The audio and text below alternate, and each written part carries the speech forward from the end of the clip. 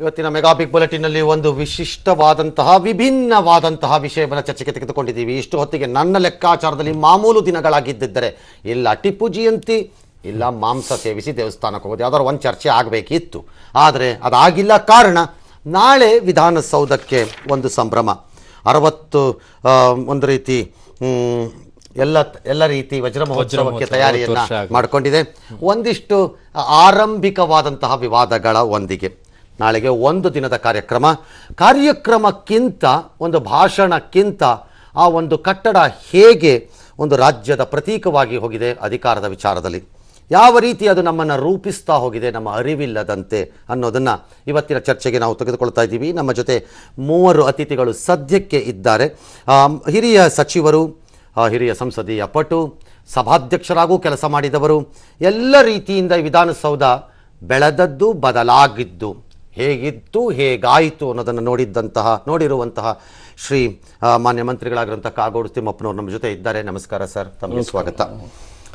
ಇನ್ನು ವಿಧಾನಸೌಧ ಅಂದ ಕೂಡಲೇ ಅಲ್ಲಿಯ ಪಟುಗಳು, ಚರ್ಚಾ ಪಟುಗಳು, ವಿಧಾನಸೌಧದ ಕಲಾಪದಲ್ಲಿ ಆಸಕ್ತಿಗಳನ್ನು ತೆಗೆದುಕೊಳ್ಳುವಂಥವರು, ಅದರ ಹಿನ್ನೆಲೆ ಮುನ್ನೆಗಳನ್ನು ಅರಿತು ಮಾತನಾಡುವವರು, ವಿಷಯಗಳನ್ನು ಪ್ರಸ್ತಾವ ಮಾಡಿದಾಗ ಅದನ್ನು ಸರಿಯಾಗಿ ಆಳವಾಗಿ ಹೇಳುವುದು, ಇವೆಲ್ಲವೂ ಅದರ ಅವಿಭಾಜ್ಯ ಅಂಗವಾಗಿ ಹೋಗಬೇಕು. ಅದೇ ನಮ್ಮಲ್ಲಿ ಬಹುತೇಕ ಸಮಯದಲ್ಲಿ ಕಾಣಿಸುವ ಕೊರತೆ.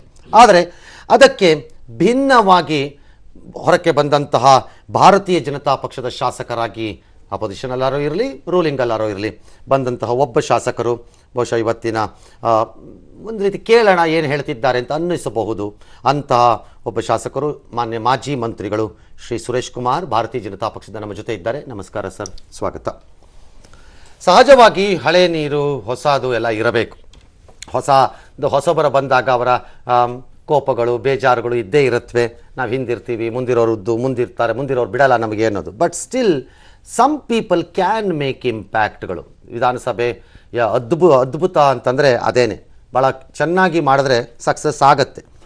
ಇತ್ತೀಚಿನ ದಿನಗಳಲ್ಲಿ ಆಕಸ್ಮಿಕವಾಗಿ ರಾಜಕಾರಣಕ್ಕೆ ಬಂದು ತನ್ನ ಉದ್ಯೋಗವನ್ನು ಬಿಟ್ಟು ಶಾಸಕರಾಗಿದ್ದಂತಹ ಶ್ರೀ ಪಿ ರಾಜೀವ್ BSR ಕಾಂಗ್ರೆಸ್ಸಿಂದ ಬಂದರು. ಈಗ ಅದು of course almost gone, that party ಇನ್ನು no longer that exists. Paper ಮೇಲೆ ಇರಬಹುದು ಅಷ್ಟೇ ಪ್ರಾಬಬಲಿ. ಅದರ ಯುವ ಶಾಸಕರಾಗಿ ಫಸ್ಟ್ ಟರ್ಮ್ ಒಳಕ್ಕೆ ಬಂದಿದ್ದಾರೆ. Let us see what's his opinion ಅನ್ನೋದ ಈ ವಿಚಾರದಲ್ಲಿ. ಶ್ರೀ ಪಿ ರಾಜೀವ್ ಶಾಸಕರು, ನಮಸ್ಕಾರ ತಮಗೆ ಕೂಡ. ಪ್ರಜಾಪ್ರಭುತ್ವದ ದೇಗುಲ, ರಾಜ್ಯದ ಅಭಿವೃದ್ಧಿ ರಥ ಸನ್ನದ್ಧವಾಗಿ ಹೊರಡುವ ಶಕ್ತಿಸೌಧಕ್ಕೆ ಈಗ 60ರ ಸಂಭ್ರಮ. ವಜ್ರಮಹೋತ್ಸವ ಆಚರಿಸುವ ಸಡಗರದಲ್ಲಿ ನಮ್ಮ ಜನಪ್ರತಿನಿಧಿಗಳೇನೋ ಇದ್ದಾರೆ, ಜನರಿದ್ದಾರಾ? This is the point. That is where always ಈ ಕ್ವಶನ್ಸ್ ಬರೋದು. ಜನಪ್ರತಿನಿಧಿಗಳಿರ್ತಾರೆ, ಜನ ಇರಬೇಕಲ್ಲ. ಕಲಾವಿದರು ಇರ್ತಾರೆ, ಹಾಡು ಹೇಳೋಕ್ಕೋ ನೃತ್ಯ ಮಾಡೋಕ್ಕೋ, ನೋಡೋಕ್ಕೂ ಕೇಳೋಕ್ಕೂ ಜನ ಬೇಕಲ್ಲ. ಇದಕ್ಕಾಗಿ ಒಂದಿಷ್ಟು ಹಣ, ಕೋಟ್ಯಂತರ ರೂಪಾಯಿ ಖರ್ಚಾಗ್ತಿದೆ. ಆರಂಭದ ಎಸ್ಟಿಮೇಟ್ಗಳನ್ನು ಇಳಿಸಿ ಅಟ್ಲೀಸ್ಟ್ ಅಷ್ಟಾದರೂ ನೆಮ್ಮದಿಯನ್ನು ಕೊಟ್ಟಿದ್ದಾರೆ. We are happy. ಅಟ್ಲೀಸ್ಟ್ ಸರ್ಕಾರಿ ಕೆಲಸ ದೇವರ ಕೆಲಸ ಎಂಬ ಬೋರ್ಡನ್ನು ಮುಂದೆನೇ ಹಾಕಿಸಿಕೊಂಡು ಬಂದಂತಹ ವಿಧಾನಸೌಧ ಇವತ್ತು ಯಾವ್ಯಾವ ಕೆಲಸ ಮಾಡ್ತಿದೆ ಅನ್ನೋದನ್ನು ಅತಿಥಿಗಳೇ ಹೇಳ್ತಾರೋ ಏನೋ ನನಗೆ ಗೊತ್ತಿಲ್ಲ. ಜನರ ಕಷ್ಟ ಕಾರ್ಪಣ್ಯಕ್ಕೆ ನಿಜವಾಗಲೂ ಇದು ಸ್ಪಂದಿಸ್ತಾ, ದೀನದಲಿತರು, ರೈತರು, ಅಬಲೆಯರು ಇವ್ರ ನೋವನ್ನು ಆಲಿಸ್ತಾ, ನಮ್ಮಿಂದ ಆಯ್ಕೆಯಾಗಿ ಬಂದಿರೋ ಪ್ರಜಾಪ್ರತಿನಿಧಿಗಳು ಈ ಕಟ್ಟಡದ ಮೆರುಗನ್ನು ಹೆಚ್ಚಿಸುವಂತೆ ಮಾಡಿದ್ದಾರಾ ಅಥವಾ ಇಲ್ಲವಾ? ಈ ಪ್ರಶ್ನೆಗಳು ಸಾಮಾನ್ಯವಾಗಿ ಇಂತಹ ಸಂದರ್ಭದಲ್ಲಿ ಏಳಬೇಕು ನನ್ನ ಪ್ರಕಾರ. ಬಿಕಾಸ್ ಸಿಂಹಾವಲೋಕನದ ಸಮಯ, ಹಿಂದೆ ತಿರುಗಿ ಒಮ್ಮೆ ನೋಡಬೇಕು, ಅದು ನಮ್ಮ ಲೆಕ್ಕಾಚಾರ. ಉಳಿದ ವಿಷಯಗಳನ್ನೆಲ್ಲ ಆಮೇಲೆ ಚರ್ಚೆ ಮಾಡೋಣ ಬಿಗ್ ಬುಲೆಟಿನಲ್ಲಿ. ಆದರೆ ಅದಕ್ಕೆ ಮೊದಲು ಒಂದು ಪುಟಾಣಿ ಪರಿಚಯ ತೋರಿಸ್ಬಿಡ್ತೀವಿ. ಇತ್ತೀಚಿನ ಜನರೇಷನ್ಗೆ ಇದು ಭಾಳ ವಿಚಿತ್ರವಾಗಿ ಕಾಣಿಸಬಹುದು, ಆಶ್ಚರ್ಯಕರವಾಗಿ ಕಾಣಿಸ್ಬೋದು. ಹೀಗೂ ನಡೆಯುತ್ತಾ ಸರ್ಕಾರಿ ಪ್ರಾಜೆಕ್ಟ್ಗಳು ಅಂತ, ಯಾಕಂದರೆ ನಾವು ನೋಡಿದ್ದೀವಿ ಎಂತೆಂಥ ಪ್ರಾಜೆಕ್ಟ್ಗಳು ಹೇಗೆ ನಡೆಯುತ್ತವೆ ಇವಾಗೆಲ್ಲ ಅಂತ. ಹಾಗಾಗಿ ಈ ವಿಧಾನಸೌಧ ಹೇಗೆ ನಿರ್ಮಾಣ ಆಯಿತು ಅನ್ನೋ ಒಂದು ಪುಟ್ಟ ಝಲಕ್ ಹೀಗಿದೆ.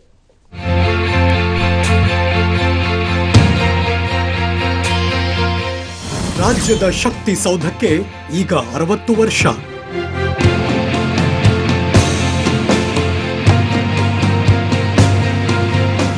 ಇದು ಬರೀ ಕಟ್ಟಡವಲ್ಲ, ದಕ್ಷಿಣದ ತಾಜ್ ಮಹಲ್.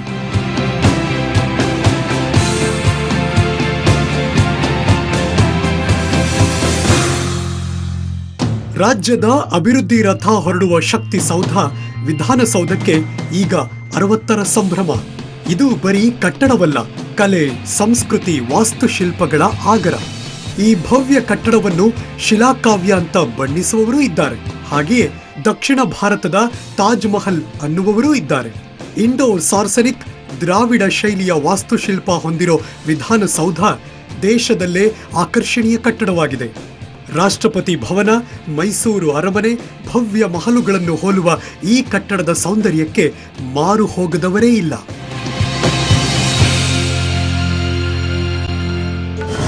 6,500 ಕಾರ್ಮಿಕರ ಶ್ರಮದಾನ, 60 ಎಕರೆಯಲ್ಲಿ ಶಕ್ತಿ ಸೌಧ ನಿರ್ಮಾಣ.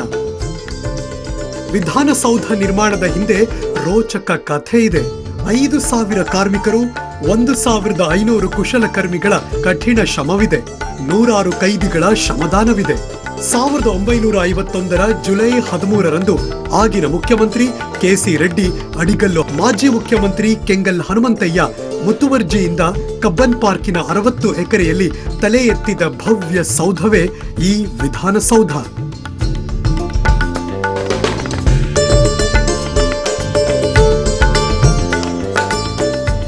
1.84 ಕೋಟಿ ವೆಚ್ಚದಲ್ಲಿ ನಿರ್ಮಾಣ. ಹೆಚ್ಚಿದೆ ಗ್ರಾನೈಟ್ ಕಲ್ಲುಗಳ ಪ್ರಮಾಣ. ಆರಂಭದಲ್ಲಿ ಕೇವಲ 33 ಲಕ್ಷ ವೆಚ್ಚದಲ್ಲಿ ಬ್ರಿಟಿಷ್ ಮಾದರಿಯಲ್ಲಿ ಕಟ್ಟಡವನ್ನು ನಿರ್ಮಿಸಲು ಕೆಸಿ ರೆಡ್ಡಿ ಉದ್ದೇಶಿಸಿದರೂ ಭಾರತೀಯ ಶೈಲಿ ಆಗಲೇಬೇಕೆಂದು ಕೆಂಗಲ್ ಹನುಮಂತಯ್ಯನವರು ಪಟ್ಟು ಹಿಡಿದದ್ದರಿಂದ ಆಗಿನ ಕಾಲಕ್ಕೇನೆ ಸುಮಾರು 1,84 ಲಕ್ಷ ರೂಪಾಯಿಗಳನ್ನ ವೆಚ್ಚ ಮಾಡಲಾಗಿತ್ತು. ಶಕ್ತಿ ಸೌಧಕ್ಕೆ ಬೆಂಗಳೂರು ಗ್ರಾನೈಟ್ ಕಲ್ಲನ್ನ ಭಾರಿ ಪ್ರಮಾಣದಲ್ಲಿ ಬಳಸಲಾಗಿದೆ. ಮಲ್ಲಸಂದ್ರ, ಹೆಸರುಘಟ್ಟ ಸಮೀಪದ ಗ್ರಾನೈಟ್ ಕಲ್ಲುಗಳು, ಮಾಗಡಿ ಗುಲಾಬಿ ಬಣ್ಣದ ಕಲ್ಲು ಹಾಗೂ ತುರುವೇಕೆರೆ ಕರಿ ಕಲ್ಲುಗಳಿಂದ ವಿಧಾನಸೌಧ ನಿರ್ಮಾಣಗೊಂಡಿದೆ.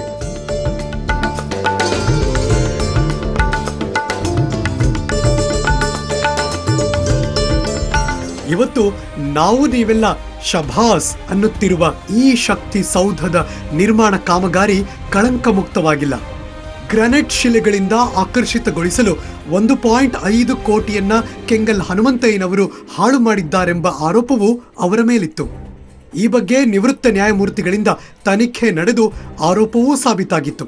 ತಾವೇ ಕಟ್ಟಿದ ಶಕ್ತಿ ಸೌಧದಲ್ಲಿ ಒಂದೇ ಒಂದು ದಿನ ರಾಜ್ಯಭಾರ ನಡೆಸದೆ ಕೆಂಗಲ್ ಹನುಮಂತಯ್ಯನವರು ನಿರ್ಗಮಿಸಿದ್ದೂ ಉಂಟು.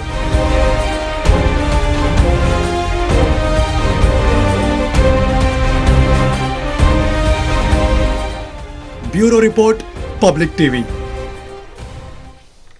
ಆಲ್ ರೈಟ್, ಒಂದಂತೂ ನಿಜ, ಸಾಮಾನ್ಯವಾಗಿ what is the legacy, what is the iconic thing ನೀವು ಬಿಟ್ಟೋಗ್ತೀರಿ ಅನ್ನೋದನ್ನು ಕೇಳ್ತಾರೆ ಅಧಿಕಾರದಲ್ಲಿದ್ದವರಿಗೆ. ಕೆಂಗಲ್ ಹನುಮಂತಯ್ಯನವರಿಗೆ ಇದಕ್ಕಿಂತ ಇನ್ನೊಂದು ದೊಡ್ಡದು ಇಲ್ಲ ಅನ್ಸುತ್ತೆ. ಅವರು ಅಧಿಕಾರದಲ್ಲಿ ಮಾಡಿದ್ರೋ ಅಲ್ಲಿ ಮಾಡಲಿಲ್ವೋ ಪ್ರಶ್ನೆ ಬೇರೆ. But you will still remember, ಇನ್ನು ಎಷ್ಟು ವರ್ಷ ಆದರೂ ಅದರ ಮುಂದೆ ನಿಂತಾಗ ಒಂದು ಹೆಸರು ನೆನಪಿಗೆ ಬರೋದು ಅದೊಂದೇ. That is the beauty of power. ಬಿಟ್ಟು ಹೋಗಬೇಕೇನಾರು ಅಂತಂದಾಗ ಇಂಥವ್ನು ಏನಾರು ಒಂದು ಬಿಟ್ಟು ಹೋಗಬೇಕು, ಆವಾಗ ಮೆಮೊರಿ ಇರುತ್ತೆ. ನಮ್ಮ ಜೊತೆ ಈಗ ಇನ್ನೊಬ್ಬರು ಅತಿಥಿ ಜಾಯಿನ್ ಆಗಿದ್ದಾರೆ. ವಿಧಾನ ಪರಿಷತ್ತು, ವಿಧಾನಸೌಧ ಎಂದರೆ ಬರೀ ವಿಧಾನಸಭೆ ಮಾತ್ರವೇ ಅಲ್ಲ, ವಿಧಾನ ಪರಿಷತ್ತೂ ಹೌದು. ಈ ಸದನದಲ್ಲಿ ಒಂದು ರೀತಿ ನನ್ನ ಲೆಕ್ಕಾಚಾರದಲ್ಲಿ ಈ ರೆಕಾರ್ಡ್ ಬ್ರೇಕ್ ಮಾಡೋದು ಕಷ್ಟ ಇದೆ, ಭಾಳಷ್ಟು ಸುಲಭ ಇಲ್ಲ ಈ ರೆಕಾರ್ಡ್ ಬ್ರೇಕ್ ಮಾಡೋದು ಯಾರ ಕೈಲುವೆ. ಅತ್ಯಂತ ದೀರ್ಘಕಾಲದ ಶಾಸಕರಾಗಿ ವಿಧಾನ ಪರಿಷತ್ತಿನಲ್ಲಿ ಕೆಲಸ ಮಾಡಿರುವಂತಹ ಮಾಜಿ ಮಂತ್ರಿಗಳು, ಈಗಲೂ ಶಾಸಕರು, 38 ವರ್ಷದಿಂದ ಪರಿಷತ್ ಸದಸ್ಯರು. My goodness.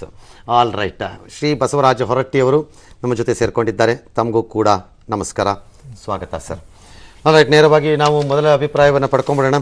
ವಿಧಾನಸೌಧದ ವಜ್ರ ಮಹೋತ್ಸವ ನಡೀತಾ ಇದೆ ಅನ್ನಿಸ್ದಾಗ ನನಗೆ ಇದು ಒಂದು ಜ್ಞಾಪಕ ಬರ್ತಾನೇ ಇದೆ. ನಾನು ಏನು ಮಾಡೋದು ತಡ್ಕೊಳಕ್ಕಾಗ್ತಿಲ್ಲ ಅನ್ನೋದು ಒಂದು ನೆನಪೇನಿದೆ. ಯಾವ ನೆನಪು ನಿಮ್ಮನ್ನು ಕಾಡುತ್ತೆ ಅಥವಾ ಏನು ಕಾಡುತ್ತೆ ಈ ಕಾರ್ಯಕ್ರಮದ ಹಿನ್ನೆಲೆಯಲ್ಲಿ? ದೀರ್ಘಕಾಲದಲ್ಲಿ ಎಲ್ಲ ನೋಡಿದ್ದೀರಿ ನೀವು, ಹತ್ತದವ್ರನ್ನೂ ನೋಡಿದ್ದೀರಿ, ಬಿದ್ದವ್ರನ್ನೂ ನೋಡಿದ್ದೀರಿ. ಈ ಕಾರ್ಯಕ್ರಮ ಮಾಡೋದ್ರಲ್ಲಿ ಅರ್ಥ ಇದೆ, ಅದ್ರಾಗೇನೋ ಭಿನ್ನಾಭಿಪ್ರಾಯ ಇಲ್ಲ. ಇನ್ನೊಂದಿಷ್ಟು ಅರ್ಥಪೂರ್ಣವಾಗಿ ಮಾಡಬಹುದಿತ್ತು ಅನ್ನೋದು ನನ್ನ ಮನಸ್ಸಿನಲ್ಲಿರ್ತದೆ. ಸಂಶಯ. ಲೈಕ್ ಏನು? ಲೈಕ್ ಅಂದರೆ ಬೇರೆ ಮಾತದು. ಯಾಕಂದರೆ ಸರ್ಕಾರವು ಕೂಡ ಇದರಲ್ಲಿ ನೇರವಾಗಿ ಭಾಗವಹಿಸಿ ಮಾಡಬೇಕಾಗಿತ್ತು. ಈಗ ಅಡ್ಡುಗೋಡೆ ಮೇಲೆ ದೀಪ ಇಟ್ಟಂಗೆ ಹೇಳ್ತಾ ಇದ್ದೀರಾ ಈಗ. ಯಾಕೆಂದರೆ ಮುಖ್ಯಮಂತ್ರಿಗಳು ತಮ್ಮ ತೀರ್ಮಾನವನ್ನು ಕೊಟ್ಟಾದ ಮೇಲೆ ಈ ಕಾರ್ಯಕ್ರಮಕ್ಕೆ ನಾವು ಮಧ್ಯದಲ್ಲಿ ಅನಾವಶ್ಯಕವಾದಂಥ ಗೊಂದಲ ಸೃಷ್ಟಿ ಮಾಡಬಾರ್ದು. ಆ ಕಾರಣಕ್ಕಾಗಿ ಕೆಲಸ ಚೆನ್ನಾಗಿ ನಡೀಲಿ ಅಂತ ಅಷ್ಟಕ್ಕೆ ಸೀಮಿತ. ಅಲ್ಲ, ಇನ್ನೇನ್ ಮಾಡ್ಬೋದಾಗಿತ್ತು ಸರ್? ಅಬ್ಜೆಕ್ಷನ್ ಎತ್ತತಿಲ್ಲ, ಏನಿಲ್ಲ. ಏನ್ ಮಾಡ್ಬೇಕಾಗಿತ್ತು ಅನ್ನಿಸ್ತು ನಿಮಗೆ ಅಂತಷ್ಟೇ. ಏನು ಇಷ್ಟೇ ಮಾಡೋದು, ಮತ್ತೇನದು? ಇವೆಲ್ಲ ಸಾಂಸ್ಕೃತಿಕ ಕಾರ್ಯಕ್ರಮ, ಇದಕ್ಕಿಂತ ಮತ್ತೇನು ಮಾಡೋಕೆ? All right. ಮಾನ್ಯ ಹೊರಟ್ಟಿ ಅವರು, ನಾನು ಸ್ಪಷ್ಟ ಹೇಳ್ಬೇಕಂದ್ರೆ, ಇವತ್ತು ಈ ಸರ್ಕಾರ ಮತ್ತು ಈ ಏನು ನಮ್ಮ ವಿಧಾನ ಮಂಡಲ ಐತಲ್ಲ, ಇವರಲ್ಲಿ ಹೊಂದಾಣಿಕೆ ಆಗಿಲ್ಲ ಅನ್ನೋದು ಎಲ್ಲರಿಗೂ ಜಗಜ್ಜಾಹಿರ. ಇವರು ಮುಚ್ಕೊಂಡು ಹೇಳ್ತಾರೆ, ನಾವು ಹೇಳಂಗಿಲ್ಲ. ಜಗಜ್ಜಾಹಿರ. ನಾನೇನು ಹೇಳಿದೆ, ಹೆಜ್ಜೆ ಗುರುತುಗಳು ಅಂತ ಹೇಳಿದ್ರಿ ನೀವು. ಹನುಮಂತಯ್ಯನವರು ಆವತ್ತಿನ ಕಾಲಕ್ಕೆ ಕಟ್ಟಬೇಕಾದ್ರೆ ಇಂಥ ಮಷಿನ್ಗಳಿಲ್ಲ, ಇಂಥ ಇದಿರಲಿಲ್ಲ. ಅಂಥದ್ರಲ್ಲಿ ಕೈದಿಗಳ ಮುಖಾಂತರ ಅವನ್ನೆಲ್ಲ ಕಟ್ಟೋದು ಇವತ್ತು ನಮಗೂ ಇವತ್ತು ಸಹಿತ ಊಹೆ ಮಾಡ್ಲಿಕ್ಕೆ ಸಾಧ್ಯ. ನಾವು ಇಂಥದ್ದು ಮಾಡಿದ್ವಿ. ಇದನ್ನು ನಾವೇನು ಮಾಡಿದ್ದೀವಿ, ಇವತ್ತಿನ ಜನಕ್ಕೆ ಯುವ ಜನತೆಗೆ ಇದ್ರ ಪರಿಚಯ ಮಾಡಿಕೊಟ್ಟು ನೀವು ಮಾಧ್ಯಮದವ್ರು ಮಾಡ್ತೀರಿ, ಟಿ ವಿ ಅವ್ರು ಎಷ್ಟೋ ಮಂದಿ ನೋಡ್ತಾರೆ, ಪೇಪರ್ ಕೆಲವು ಓದೋದಿಲ್ಲ. ಎಲ್ಲ ಶಾಲೆ ಕಾಲೇಜುಗಳಲ್ಲಿ ಇದನ್ನೊಂದು 15 ದಿವಸದಿಂದ ಡಿಬೇಟ್ ಮಾಡಬೇಕಾಗಿತ್ತು. ಎಲ್ಲ ಎಕ್ಸ್ಪರ್ಟ್ ಇದ್ದವ್ರ ಕಡೆ ಡಿಬೇಟ್ ಮಾಡಿಸಿ ಹೆಂಗೆ ಬತ್ತು ಆವತ್ತಿನ ಕಾಲಕ್ಕೆ ಇವತ್ತಿನ ಕಾಲಕ್ಕೆ ಅಂತ ಮಾಡಬೇಕಾಗಿತ್ತು. ಇದು ಮಾಡಲಿಲ್ಲ. ಈ ಕಾರ್ಯಕ್ರಮಗಳು ಇವೇನು ಹಾಡೋದು, ಇವು ಕುಣಿಯೋದು, ಇವೆಲ್ಲ ಮಾಮೂಲಿ ಇವು ಮಾಡಲಿ, ಅದರ ಬಗ್ಗೆ ಇಲ್ಲ. ಬಟ್ ಇದು ಚರ್ಚೆ ವಿಷಯ ಆತಿದು. ಚರ್ಚೆ ವಿಷಯ ಆಗಿ 26 ಕೋಟಿ ಖರ್ಚು, ಅದು ಇದು ಎಲ್ಲ ಚರ್ಚೆ ಆಗಿ ಇಡೀ ನನ್ನ 38 ವರ್ಷದ ರಾಜಕೀಯ ಇದರಲ್ಲಿ ನಾನು MLC ಆಗಿ ಬಂದಾಗ ನಮ್ಮ ಸಭಾನಾಯಕರಿದ್ದರು, ಕಾಗೋಡು ಸಾಹೇಬರು, PW ಮಿನಿಸ್ಟರ್ ಇದ್ದರು, ಸಭಾನಾಯಕರಿದ್ದರು. ಆವತ್ತಿನ ಸಭೆಗಳು ಯಾವ ರೀತಿ ನಡೀತಿದ್ದು ಅಂಥೇಳಿ S ವೆಂಕಟರಾಮಣ್ಣ, ರಾಜಗೋಪಾಲ, AK ಸುಬ್ಬಯ್ಯ ಇವರು 3-3.5 ತಾಸು ಮಾತಾಡ್ತಿದ್ರು. ಅಂಥವನ್ನೇನು ತಂದಿಲ್ಲ ಇವರು. ಆ ಪ್ರೊಸೀಡಿಂಗ್ಸ್ಗಳನ್ನು ತಗೊಂಡು ಏನಾದರೂ ಮಾಡಿ ಜನಕ್ಕೆ ಗೊತ್ತಾಗುವಂಗೆ ಮಾಡಬೇಕಾಗಿತ್ತು. ಸಾಕ್ಷಿ ಚಿತ್ರದಲ್ಲಿ ಬರುತ್ತೆ. ಎಲ್ಲ ಅದು ಆ ಥರ ಅವ್ರ ಚರ್ಚೆಗಳು ಅವತ್ತು ನಮ್ಗೆ ಟಿ ವಿಗೆ ಇರಲಿಲ್ಲ. ಆ ಚರ್ಚೆಗಳನ್ನು ಏನಂದ್ರೆ ಯಾವುದೇ ರೀತಿಯಿಂದ ತರಬೇಕಾದದ್ದು ಮಾಡಬೇಕು. ಸಾಕ್ಷಿ ಚಿತ್ರ ಬೇರೆ ಇರಲಿ. ಇವತ್ತು ನಾ ಏನಂತೀನಿ, ಇದರ ಮಹತ್ವ 60 ವರ್ಷದ ಆಗೈತಿ ಕಟ್ಟಡ ಕಣ್ಣುದು. ಅದೇನಂದ್ರೆ ಒಂದು ಈಗ ನಮ್ಗೆ ಅಮಾವಾಸ್ಯೆ ಹುಣ್ಣಿಮೆ ಮಾಡ್ತೀವಿ, ಸಿಹಿ ಊಟ ಮಾಡಿ, ಅದೊಂದು ಥರ ಇದು ಮಾಡಿದ್ದು ಭಾಳ ಒಳ್ಳೆಯದು ಇದನ್ನ ಬಟ್ ಕಾರ್ಯಕ್ರಮ ಈ ರೀತಿಯಾಗಿ ಮಾಡೋದ್ರಿಂದ ಸ್ವಲ್ಪ ಇದೇನಂದ್ರೆ ಇದರ ಘನತೆ ಗೌರವಕ್ಕೆ ಸ್ವಲ್ಪ ಏನೋ ಚ್ಯುತಿ ಬರ್ತೈತಿ ಅನ್ನುವಂಥ ಒಂದು ಭಾವನೆ ನನ್ನದಾಗಿದೆ. ಇದು ನನ್ನ ವೈಯಕ್ತಿಕ ಅಭಿಪ್ರಾಯ. ರೈಟ್. ಇಬ್ಬರ ಮಧ್ಯದಲ್ಲಿರಬಹುದಾದಂಥವ್ರು ನೀವು ಮಧ್ಯಮ, ಯಾಕಂದರೆ ಅವರು ಕೊನೆ. ಈಗ ನಾನು ಕಾಗೋಡು ತಿಮ್ಮಪ್ಪ ಅವರು ಮತ್ತು ಬಸವರಾಜ ಹೊರಟ್ಟಿಯವರು ಹೇಳಿದ್ದು ಎರಡೂ ಕೂಡ ಅದೇ ರೀತಿಯಲ್ಲಿ ಸಮಂಜಸವಾಗಿದೆ. ನನಗನ್ಸುತ್ತೆ ಇದೊಂದು ಮೈಲಿಗಲ್ಲು. ವಿಧಾನಸೌಧ 60 ವರ್ಷ, ವಿಧಾನಸಭೆ 5 ವರ್ಷದಿಂದ ನಾವೊಂದು ಕಾರ್ಯಕ್ರಮ ಮಾಡಿದ್ವು, 60 ವರ್ಷದ ಕಾರ್ಯಕ್ರಮ ಮಾಡಿದ್ವು, ಜಸ್ಟಿಸ್ ವೆಂಕಟಾಚಲಯ್ಯವ್ರನ್ನ ಕರೆಸಿದ್ವು. ಈ ಮೈಲಿಗಲ್ಲನ್ನು ನಾವು ಸರಿಯಾಗಿ ಉಪಯೋಗಿಸ್ಕೊಳ್ಬೇಕು. ಏನು, ಇವತ್ತು ವಿಧಾನಸೌಧದ ಮುಂದೆ ಓಡಾಡ್ತಾನಲ್ಲ ಸಾಮಾನ್ಯ ವ್ಯಕ್ತಿ, ಅವನು ಅನ್ಸುತ್ತಾ ಈ ವಿಧಾನಸೌಧದ ಒಳಗಡೆ ನಡೀತಾ ಇರುವ ಅಧಿವೇಶನದಲ್ಲಿ ನನ್ನ ಬಗ್ಗೆ ಕಾಳಜಿ ಇದೆಯಾ, ನನ್ನ ಒಂದು ಹಿತದ ಬಗ್ಗೆ ಚರ್ಚೆ ಮಾಡ್ತಾರಾ, ಇವತ್ತು ಅನ್ನಿಸ್ತಾ ಇದೆಯಾ ಅನ್ನೋದೊಂದು ದೊಡ್ಡ ಚರ್ಚೆ ಇವತ್ತು ಆಗ್ತಾ ಇದೆ. ಅದಕ್ಕೋಸ್ಕರ ಮಾಧ್ಯಮದಲ್ಲಿ ವಜ್ರ ಮಹೋತ್ಸವದ ಬಗ್ಗೆ ಸ್ವಲ್ಪ ಬಂದಾಗ 26 ಕೋಟಿ 30 ಕೋಟಿ ಬಂದ ತಕ್ಷಣ ಜನ ಅತ್ಯಂತ ತಿರಸ್ಕಾರವಾಗಿ ಮಾತಾಡೋ ಒಂದು ಪರಿಸ್ಥಿತಿ ಬಂದ. ಅವ್ರಿಗೆ ಅನ್ನಿಸ್ತಾ ಇಲ್ಲ ಇದು ನಮ್ಮ ವಿಧಾನಸೌಧ, ನಮ್ಮ ವಿಧಾನಸಭೆ, ನಮ್ಮ ವಿಧಾನಮಂಡಲ ಅಂತ ಅನ್ನಿಸ್ತಾ ಇಲ್ಲ. ನನಗನ್ಸೋದು ಈ ಒಂದು ಅವಕಾಶನ ಉಪಯೋಗಿಸ್ಕೊಂಡು ನಾವು we should have reinvented our selves.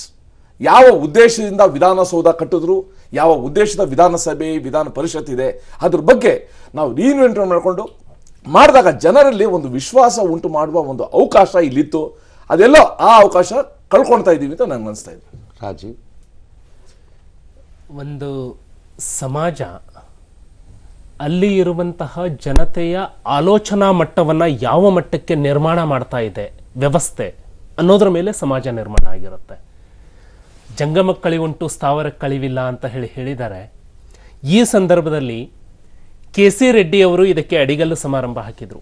ನನಗೆ ಬಹಳ ಪ್ರೇರಣೆಗೆ ಒಳಗಾಗಿದ್ದು KC ರೆಡ್ಡಿ ಅವರು ಪ್ರಧಾನಮಂತ್ರಿ ಜವಾಹರ್ಲಾಲ್ ನೆಹರು ಅವರನ್ನ ಕರೆದು ಅಡಿಗಲ್ಲು ಸಮಾರಂಭವನ್ನು ಮಾಡಿದರೆ ಆ ಒಂದು ನಾಮಫಲಕದಲ್ಲಿ ಅವರ ಹೆಸರನ್ನ ಬರ್ಕೊಳ್ಳಿಲ್ಲ ಅವರು.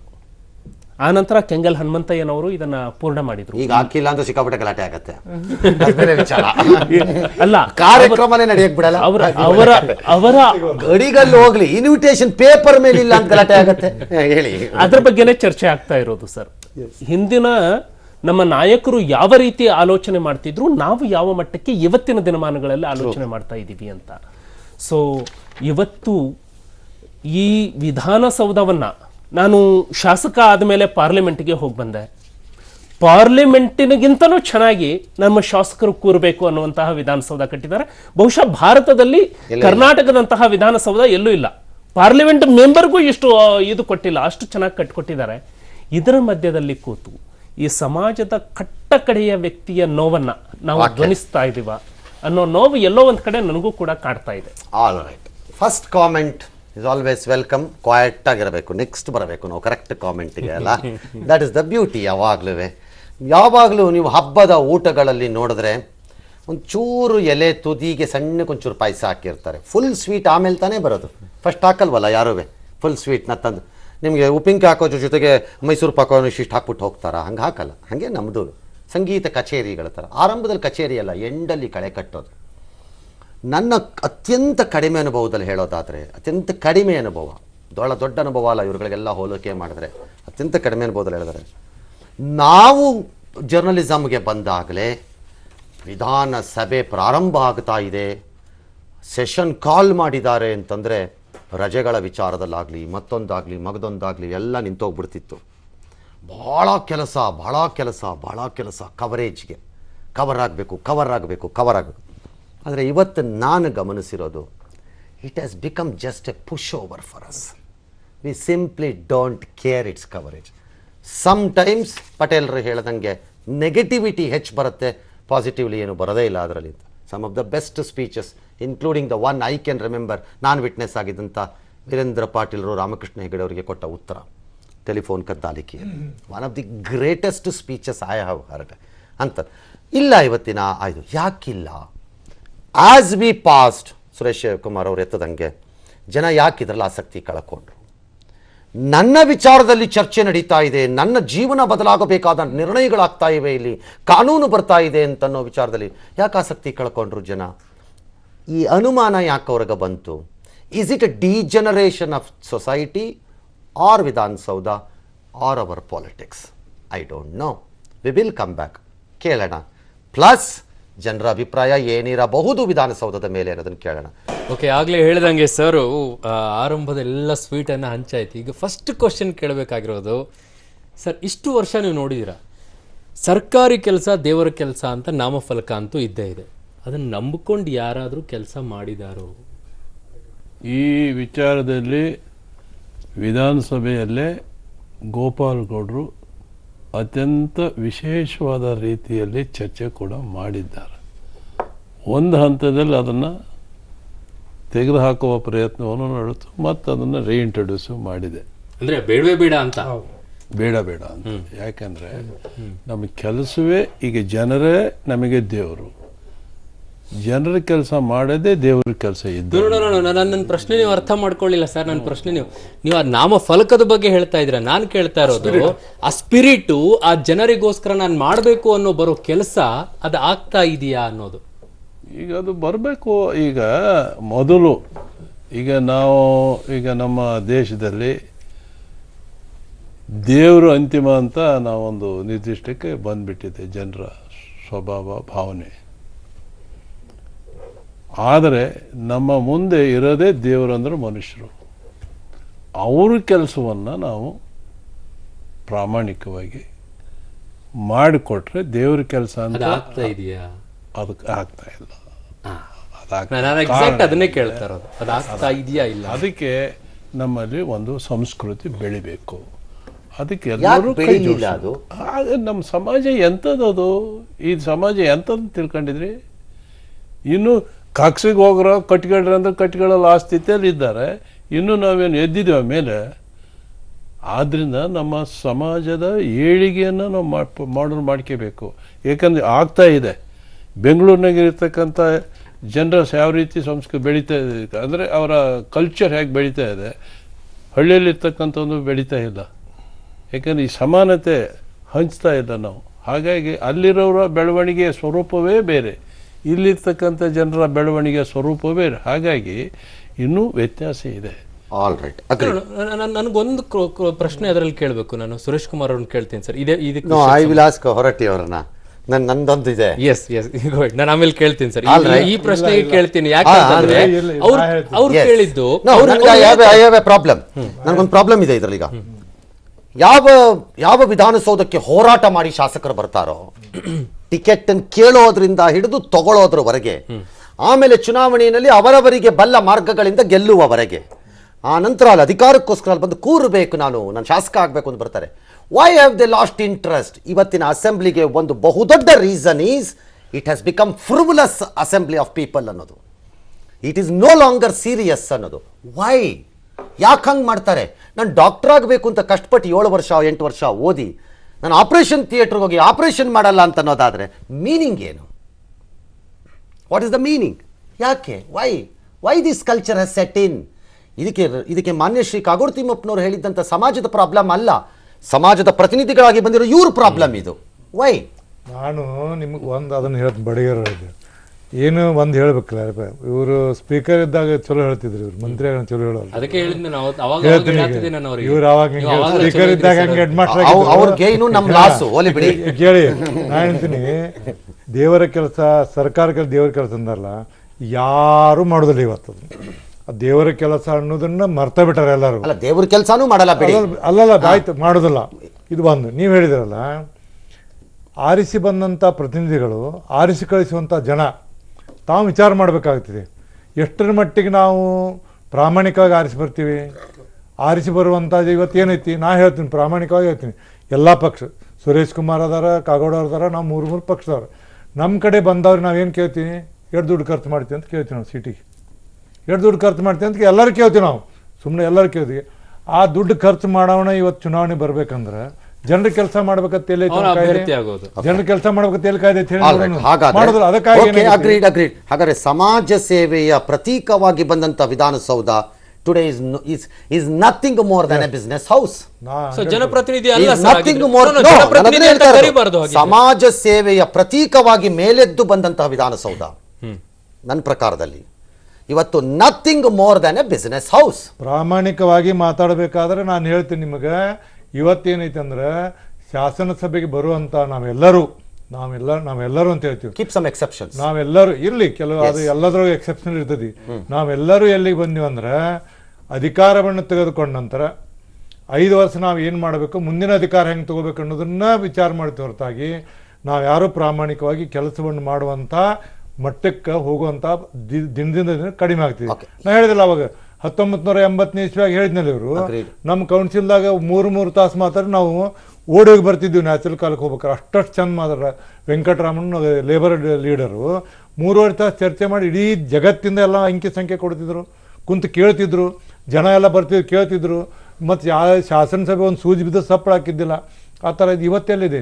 ಧಿಕ್ಕಾರಕ್ಕೆ ಕೂಗ್ತೀವಿ, ನಮ್ಮ ವಿರುದ್ಧ ಅವ್ರು ಕೂಗ್ತಾರೆ, ಅವ್ರದ್ದು ನಾವು ಕೂಗ್ತೀವಿ.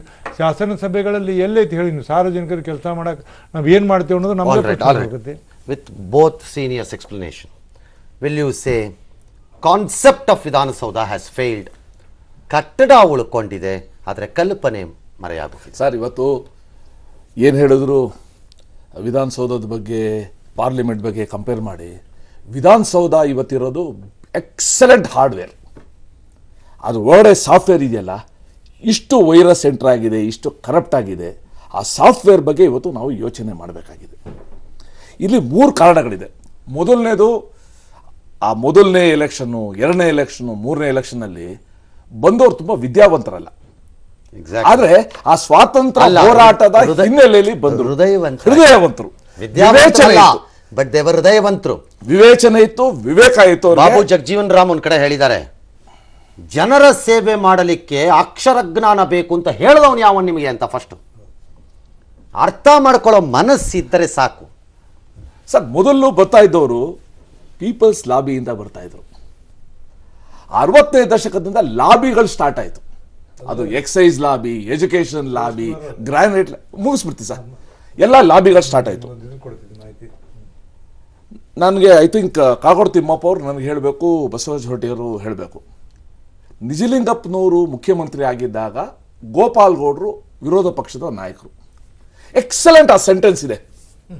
ಗೋಪಾಲ್ ಗೌಡರು ಹೇಳಿದ್ರಂತೆ, ನಾನು ವಿರೋಧ ಪಕ್ಷದ ನಾಯಕ ಆಗಿದ್ದಾಗ ನಿಜಲಿಂಗಪ್ಪನವರು ಮುಖ್ಯಮಂತ್ರಿ ಆಗಿರೋದು ನನ್ನ ಸುಕೃತ ಅಂತ. ನಿಜಲಿಂಗಪ್ಪನವ್ರು ಹೇಳಿದ್ರಂತೆ, ನಾನು ಮುಖ್ಯಮಂತ್ರಿ ಆದಾಗ ಗೋಪಾಲ್ ಗೌಡ್ರಂತವರು ಅಪೋಸಿಷನ್ ಲೀಡರ್ ಆಗಿರೋದು ನನ್ನ ಸುಕೃತ ಅಂತ. ಇವತ್ತು ಆ ಸ್ಥಿತಿ ಇದೆಯಾ? See that space between opposition and ruling. ಇನ್ನು ಎರಡನೇದು, can I add one small Please, you please. As an anecdote. ಹೇಳಿ. ದೇವರಾಜ ಅರಸರ ಅಳಿಯ ಹೋಗಿ ಒಂದು ಜೀಪಲ್ಲಿ ಒಂದು ಗಲಾಟೆನ ಮಾಡ್ಕೊಂಡ್ ಬಂದ್ಬಿಡ್ತಾರೆ. ನಟರಾಜ್ ಇಂದಿರಾ ಬ್ರಿಗೇಡ್ ಒಂದು ಜೀಪ್ನ ಒಬ್ಬ ಆರ್ಮಿ ಆಫೀಸರ್ ಜೀಪ್ನ ಓವರ್ಟೇಕ್ ಮಾಡಿ ಗಲಾಟೆ ಮಾಡ್ಕೊಂಡ್ಬಿಡ್ತಾರೆ. ಗಲಾಟೆ ಆಗುತ್ತೆ, ಇವ್ರು ಬಾರಿಸೋದೋ ಹೊಡೆಯೋದೋ ಏನೋ ಒಂದು ಆಗೋಗಿರುತ್ತೆ. Opposition leader, because you said, I will say H D ದೇವೇಗೌಡರನ್ನ ಎಲ್ಲರೂ ಎತ್ತಿ ಕಟ್ತಾರೆ. ಮುಗಿದು ಬೀಳಕ್ಕೆ ಎಂಥ ಅವಕಾಶ ಈಗ. He refuses to do that. ಇವತ್ತೇನಾದ್ರು ಸಿಕ್ಕಿದ್ರೆ ಚಾನ್ಸ್. ನಿಜ ನಿಜ. Go ahead. ಆಮೇಲೆ ಮೂರನೇದು, ತಾವು ಹೇಳ್ದಂಗೆ ಇಷ್ಟೆಲ್ಲ ಕಷ್ಟಪಟ್ಟು ಗೆಲ್ತಾರೆ, ಗೆದ್ದ ಮೇಲೆ ಆಸಕ್ತಿ ಹೋಗ್ಬಿಡುತ್ತಾ? ಯಾಕೆ? 100% ಸತ್ಯ. ಇವತ್ತು ಇದು ರಾಜೀವ್ ಕೂಡ ಇವತ್ತು ಅನುಭವ ಮಾಡಿರ್ಬೋದು. ಅಸೆಂಬ್ಲಿಲಿ ಬಂದಾಗ ಏನೋ ಭಾವನೆ ಇಟ್ಕೊಂಡು ಬರ್ತಾರಲ್ಲ, ಇಲ್ಲಿ ಬಂದ್ಮೇಲೆ ಆ ಭಾವನೆ ಸುಳ್ಳು ಅನ್ಸಕ್ಕೆ ಶುರುವಾಗಿದೆ. ಓಕೆ, ಯಾವುದೇ ಪ್ರಸ್ತಾಪ ಮಾಡಿದ್ರೆ ಸರ್ಕಾರದಿಂದ ಉತ್ತರ ಸಿಗುತ್ತೆ ಹೊರತು ಪರಿಹಾರ ಸಿಗೋದಿಲ್ಲ. ಉತ್ತರ, ಆನ್ಸರ್. ಸೊ ಆ ಶಾಸಕಂಗೆ ಅನ್ಸುತ್ತೆ, ಇಲ್ಲಿ ಕೂತ್ಕೊಳ್ಳೋದಕ್ಕಿಂತ ನಾನೊಂದಷ್ಟು ಪತ್ರಗಳಿಟ್ಕೊಂಡು MS ಬಿಲ್ಡಿಂಗು, ವಿಕಾಸೌಧ ಅಲ್ಲಿ ಹೋಗಿ ಕೆಲಸ ಮಾಡೋ ನನ್ನ ಕಾನ್ಶಿಯನ್ಸಿಗಾದರೂ ಕೂಡ ಕೆಲಸ ಆಗುತ್ತೆ ಅನ್ನೋ ಸ್ಥಿತಿಗೆ ಬಂದಿಯಾನೆ ಇವತ್ತು. ಹೇಳಿದ್ದಾರೆ ಅನೇಕರು. ಸೊ ಈ ಹಿನ್ನೆಲೆಯಲ್ಲಿ ನಾನು ಅದಕ್ಕೋಸ್ಕರ ಹೇಳಿದ್ದು, ಮತ್ತೊಂದು ಸಲ ಆ ಹೊಸ ಶಾಸಕರಿಗೆ ನಿಜವಾಗ್ಲೂ ವಿಧಾನಸಭೆಯ ಅರ್ಥ, ಅದರ ಘನತೆ ತಿಳಿಸೋಂಥ ಒಂದು ಕೆಲಸ ತುರ್ತಾಗಿ ಇವತ್ತು ಆಗಬೇಕು. ಅಂದ್ರೆ ನೀವು ಹೇಳಕ್ ಹೊರಟಿರೋದು ಅಧಿವೇಶನದಲ್ಲಿ ಚರ್ಚೆ ಆಗೋದಿಲ್ಲ, ಸುಮ್ಮನೆ ಒಂದಿಷ್ಟು ಪತ್ರ ವ್ಯವಹಾರ ಅಷ್ಟೇನಾ, ಅಥವಾ ಅಲ್ಲಿ ಪರಿಹಾರ ಸಿಗಲ್ಲ ಅಂತ? ಅಲ್ಲ, ಏನಾಗ್ತಾ ಇದೆ ನಾನು ಹೇಳಿದ್ನಲ್ಲ, with all the authority at my command ನಾನು ಮಾತು ಹೇಳ್ತೀನಿ, ಸರ್ಕಾರಗಳಿಗೆ ಸೆಷನ್ ಇವತ್ತು ಅಗತ್ಯ ಇಲ್ಲ. ಬೇಡ ಅಗತ್ಯ ಇಲ್ಲ. ಏನೋ ಮಾಡಲೇಬೇಕಾದ ಒಂದು ಕಾರ್ಯ ಮಾಡಬೇಕಷ್ಟೇ.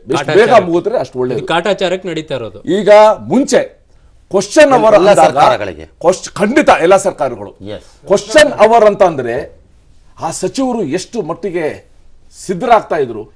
ಇವತ್ತೊಂದು ಸ್ನೇಹಿತರು ಹೇಳಿದ್ರು, 83ನೇ ಇಸ್ವಿನಲ್ಲಿ ಎಂ ಚಂದ್ರಶೇಖರ್ ಅವ್ರ ಮನೆಗೆ ನಮ್ಮ ಸ್ನೇಹಿತರು ಹೋದ್ರಂತೆ. ಅವ್ರು ಬಂದು, ನೋಡಪ್ಪ ಈಗ ದಯವಿಟ್ಟು ಬೇಡ, ನೀನು ಸಾಯಂಕಾಲ ಬಂದು. ಯಾಕೆ ಸರ್ ಅಂತ, AK ಸುಬ್ಬಯ್ಯನ ಪ್ರಶ್ನೆ ಇದೆಯಪ್ಪ, ನಾನು ಸರಿಯಾಗಿ ಸಿದ್ಧ ಆಗ್ಬಿಟ್ಟು ಹೋಗಬೇಕು ಅನ್ನೋ ಒಂದು ಭಾವನೆನ ಎಂ ಚಂದ್ರಶೇಖರ್ ವ್ಯಕ್ತಪಡಿಸಿದ್ರು. ಇವತ್ತು ಆ ಸ್ಥಿತಿ ಇದೆಯಾ? They are also very confident that we can manage. ಏನೋ ಒಂದು ಉತ್ತರ ಕೊಟ್ಟು ವಿ ಕ್ಯಾನ್ ಮ್ಯಾನೇಜ್. ಸೊ ಇದು ಇದರಿಂದ ಯಾರೋ ಉತ್ಸಾಹವಾಗಿ ಭಾಗವಹಿಸಬೇಕು ಅನ್ನೋ ಶಾಸಕನಿಗೂ ಕೂಡ ಇದರಲ್ಲಿ ಏನು ಉಪಯೋಗ ಇದೆ? ಎಷ್ಟೋ ಜನ ನನ್ನ ಶಾಸಕರಿದ್ದಾರೆ, ಇಲ್ಲಿ ಕೂತ್ಕೊಂಡು ಭಾಗವಹಿಸಿದ್ರೆ ನನ್ನ ಓಟ್ ಸಿಗುತ್ತಾ? ಇದು ಬದಲು ನನ್ನ ಕ್ಷೇತ್ರಕ್ಕೆ ಹೋಗಿ ಒಂದು 4 ನಾಮಕರಣ, ಒಂದು 5 ಸಾವು, ಒಂದು 3 ಮದುವೆ ಹೋದ್ರೆ ನಂಗೆ ಓಟ್ ಸಿಗುತ್ತೆ ಅನ್ನೋ ಸ್ಥಿತಿ ಬಂದಿದೆಯಲ್ಲ, ಇದು ಬಹಳ ಅಪಾಯಕರ. ಈಗ ನಾನು ಅವ್ರಿಗೆ ಹೇಳ್ತೀನಿ, ಇದು ಕೂಡುದು. ಯಾಕಂದರೆ ಈ ವಿಧಾನಸಭೆಗೆ ಬರ್ತಕ್ಕಂಥ ಮನುಷ್ಯ ಜನರ ಮಧ್ಯೆ ಜನರ ಸಮಸ್ಯೆಗೋಸ್ಕರ ಹೋರಾಟ ಮಾಡಿದರೆ ಅವ ಇಲ್ಲಿ ಬಂದು ಅದನ್ನು ಧ್ವನಿ ಎತ್ತಾನೆ. ಅದರ ಅದರ ಕೊರತೆ ಇದ್ದಾಗಿ ಇಲ್ಲಿ ಎಬ್ಸರಕ್ಕೆ ಬರಲ್ಲ. ಇದು ನನಗೆ ಸಿಗಬಹುದು, ಸಿಗದೇ ಇರಬಹುದು ಕೆಲಸ. ಆದರೆ ಶಾಸನಸಭೆ ಅತ್ಯಂತ ಪವಿತ್ರವಾದಂಥ ಒಂದು ಕ್ಷೇತ್ರ.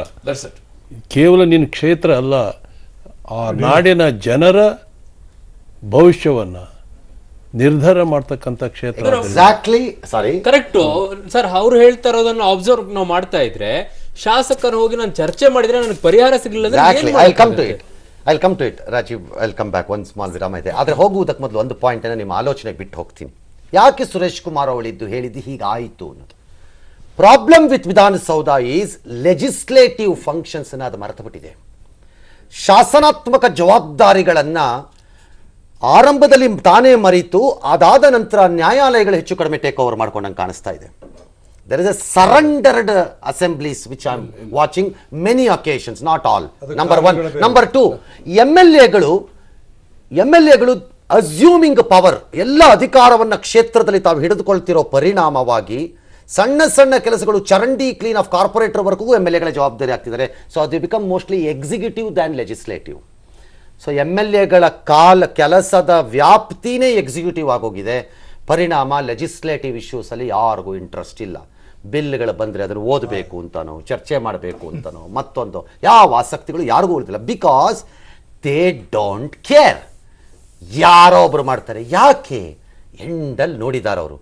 ಆಪೋಸಿಷನ್ ಅವರು ಏನಾದ್ರು ಕೂಗಾಡ್ಕೊಳ್ಳಿ, ರೂಲಿಂಗ್ನವ್ರು ಏನಾದ್ರು ಹೇಳ್ಕೊಳ್ಳಿ, ಅಲ್ಟಿಮೇಟ್ಲಿ ಪಾಸ್ ಪಾಸ್ ಪಾಸ್ ಅಂತ ಹೋಗುತ್ತೆ. 22 ಬಿಲ್ ಒಂದು ಪಾಸ್ ಪಾಸ್ ಪಾಸ್ ಅನ್ನತ್ತೆ. ಹಂಗಿದಾಗ ಅದಕ್ಕೆ ಯಾಕೆ ಸಾಯ್ಬೇಕು, ಸುಮ್ಮನೆ ಒದ್ದಾಡೋದು? There is the problem. Abdication of the duty of an MLA from legislative to Suresh Kumar ಹೇಳ್ದಂಗೆ ಎಕ್ಸಿಕ್ಯೂಟಿವ್ ಸೈಡ್ ಹೊರಟೋಯ್ತು.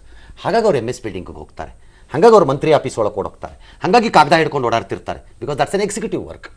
This is the trouble. ಆ ಟ್ರಬಲ್ಲೇ ನಮ್ಮನ್ನು ಇವತ್ತು ಈ ಪರಿಸ್ಥಿತಿಗೆ ಸಿಕ್ಕಿಸ್ತೇವೆ. ಒಂದು. ನಂಬರ್ 2, ಸರ್ವವ್ಯಾಪಿ ಆಗಿರುವ ಭ್ರಷ್ಟಾಚಾರದ ಕೂಗೇನಿದೆ ಅಥವಾ ಭಾವನೆ ಏನಿದೆ ಜನಕ್ಕೆ, ಅದು ವಿಧಾನಸೌಧದ 3ನೇ ಮಹಡಿಯಲ್ಲೇ ಉತ್ತುಂಗದಲ್ಲಿದೆ ಅಂತನೋ ಭಾವನೆ, ಪರ್ಸೆಪ್ಷನ್ ಬಿಲ್ಡ್ ಆಗೋಗಿದೆ. So the end result is A combination of two has brought Vidhana Soudha to this stage today.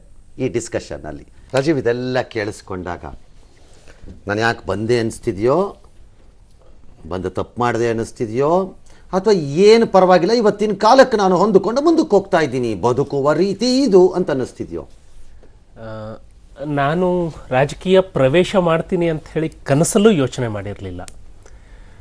MLA ಆಗಿ 4 ವರ್ಷದ ನಂತರ ಸದನದಲ್ಲಿ ಬಹುಶಃ ನನ್ನ ಟೈಮ್ ಚೆನ್ನಾಗಿತ್ತೋ ಏನೋ, ನನ್ನ ಅದೃಷ್ಟಕ್ಕೆ ಸನ್ಮಾನ್ಯ ಕಾಗೋಡು ತಿಮ್ಮಪ್ಪನವರು ಸಭಾಧ್ಯಕ್ಷರಿದ್ದರು, ನನ್ನನ್ನು ಗುರುತಿಸಿ ಬಹಳಷ್ಟು ಅವಕಾಶ ಕೊಟ್ಟು ನಾನು ಹೋರಾಟ ಮಾಡಲೇಬೇಕು ಅಂತ ಹೇಳಿ ಈ ಹುದ್ದೆಗೆ ಬಂದವನು. ಹಾಗಾಗಿ ಸಮಸ್ಯೆಗಳನ್ನು ಹಿಡ್ಕೊಂಡು ಹೋರಾಟ ಮಾಡ್ತಾ ಇದ್ದೀನಿ. ತಾವು ಕೂಡ ಒಂದು ಸಾರಿ ಕಠಿಣ ಪದಗಳಿಂದ ನನ್ನ ಬಳಸಿದ್ರಿ, ಪೊಲೀಸ್ ಸ್ಟೇಷನ್ಗೆ ಬೆಂಕಿ ಹಚ್ತೀನಿ ಅಂತ ಹೇಳುವಂಥ ಅಗತ್ಯ ಇತ್ತ ಅಂತ. ನನಗೆ ಇವತ್ತು ನನಗೆ ತೃಪ್ತಿ ಇದೆ.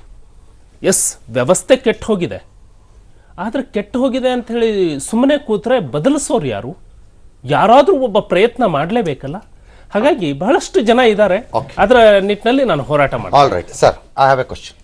ಕಟ್ಟಡ ಅದ್ಭುತವಾಗಿ ಕಟ್ಟಿದ್ವಿ, ಕೆಂಗಲಂತೇನೋ ಡ್ರೀಮ್ ಏನಿತ್ತೋ, ಕನಸು ಏನಿತ್ತೋ ಬಿಟ್ಬಿಡೋಣ, ಅದನ್ನು ನಾವು ಬದಲು ಆಗೋದ್ವಿ. ಆದರೆ ಅವ್ರು ಬಯಸಿದ್ದನ್ನು ಜನರಿಗೆ ತಲುಪಿಸುವ ಬದಲು, don't you call it as biggest insult altering the Vidhana Soudha it self from inside?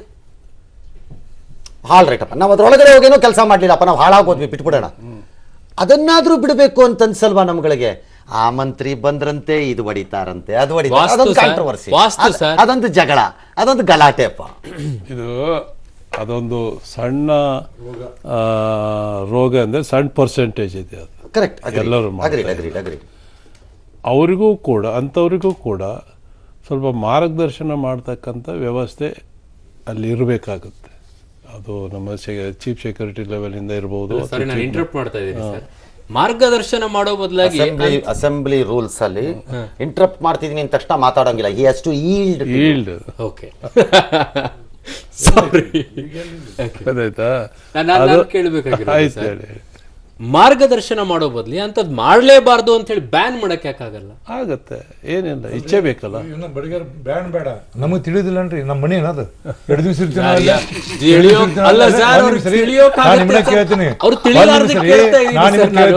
ನಾವು ಪರ್ಮನೆಂಟ್ ಅಲ್ಲಿ, ನಾನು 38 ವರ್ಷ ಆತ ಇಲ್ಲಿ ಮಂತ್ರಿನೂ ಆಗಿನಿ. 38 ಆದ್ರೆ ಪರ್ಮನೆಂಟ್ ಅಲ್ಲ ಅಂತ ಪರ್ಮನೆಂಟ್ ಅಲ್ಲ,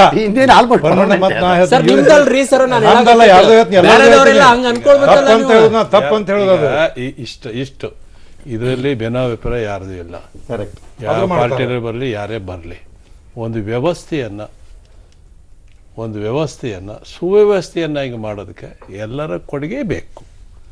ಆ ಮಾಡೋ ಕೆಲಸ ಸರಿ ಇಲ್ಲ ಅಂತ ಕಂಡ್ರೆ ಯಾರಿಗೆ ಹೇಳ್ಬೇಕು, ಎಲ್ಲಿ ಹೇಳ್ಬೇಕು, ಮಾಡೋ ಕೆಲಸ ಮಾಡ್ಬೇಕು. ಮನುಷ್ಯ ಇದ್ಮೇಲೆ ತಪ್ಪು ಮಾಡೇ ಮಾಡ್ತಾನೆ, ಸರಿಪಡಿಸೋ ಕೆಲಸ ನಾವು ಮಾಡಲೇಬೇಕಾಗುತ್ತೆ.